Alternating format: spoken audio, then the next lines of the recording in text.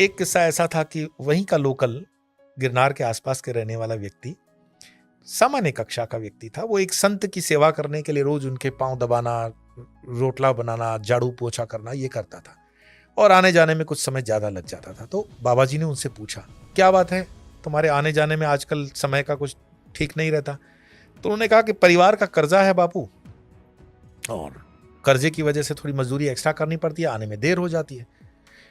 तो उनको पूछा संत ने, कितना कर्जा है तुम्हारे परिवार पर? तो उन्होंने बताया कि इतने 1000 रुपए का कर्जा है। फिर ठीक है, वो अपने कुटिया के अंदर वाले बाग में गए और एक कपड़े में लिपटा हुआ कुछ साधन उनको दिया, बोले जा ये बेच करके तो हमेशा के लिए इससे मुक्त हो जाओ और सेवा के लिए फिर इधर आ जाओ। उस व्यक्ति की बड़ी इच्छा थी कि मैं सब कुछ बेच बाच करके बाबा जी के जीवन में पूरे जीर्ण समर्पित करके पूरा जीवन इनकी सेवा करूं, तो वो नहीं हो पा रही थी। तो बाबा जी ने उनको दिया था। उन्होंने जाकर के वो देखा तो सोना का कुछ उसमें था।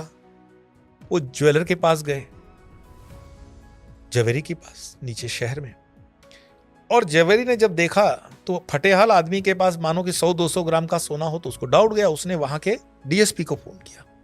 और ये होता ही है कि अनायास कोई व्यक्ति जब बेचने पहुंच जाता है तो एक कानून की धारा है कि आप उसको इन्फॉर्म करते हो पुलिस को कि अनपेक्षित व्यक्ति सोना बेच रहा है। डीएसपी ने उससे कहा कि रुको मैं आता हूं। डीएसपी वहां पहुंचे और उनको पूछा कि भाई ये सोना कहां से लाए हो? उन्होंने सच सच बता दिया कि मैं तो एक बापूजी की सेवा में हूं, और वो सेवा से उन्होंने ये मुझे सोना दिया है और वो मैं बेचने आया हूं। डीएसपी ने उनको कहा ज्वेलर को कि आप सोना ले लीजिए, और डीएसपी ने उनको कहा कि मैं बापूजी के दर्शन करना चाहता हूं। अब उनके मन में थोड़ी सी लालच आ गई। ये बिल्कुल मैं आपको असली किस्सा बता रहा हूं।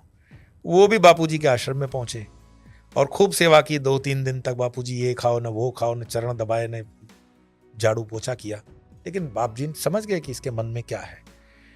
एक दिन आखिर उनसे रहा नहीं गया और उन्होंने अपनी अफसरी भाषा के अंदर कहा कि बापूजी हमें भी वो सोना बनाने की विधि बता दो। बताने वाले ने बताया, डॉक्टर साहब बता रहे थे कि बापूजी ने उठाया बड़ा लठ और दिया पीछे से 2, 3, 4 और बोले फिर कभी यहां पे शक्ल मत लगाना।